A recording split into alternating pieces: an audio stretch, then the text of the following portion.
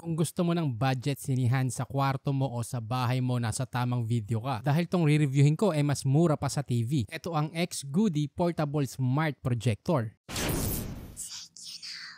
So pag-usapan muna natin yung specs ng device. Naka-Android 11 1080p, 180 degrees rotation, 7,000 apps, dual band Wi-Fi 6 at auto keystone. Ito yung mga laman ng box: smart projector, remote, power cable, HD cable at yung manual. Una ko agad napansin dito is pwede mo siyang i-rotate ng 180 degrees para sa wall or ceiling. Kaya pwede kang manood kahit nakahiga ka. Ngayon yung harap naman ng projector, nandyan yung lens, may air vent, tapos yung focus wheel. Sa likod naman yung power button, USB port, headset jack, HDMI, power interface at may vent. Kailangan mo rin pala ng AAA battery para sa remote. Ngayon, subukan na natin. Ang isa pang kagandahan dito ay since naka-Android nga, pwede mong i-download yung mga applications gaya ng Netflix, YouTube at Disney+.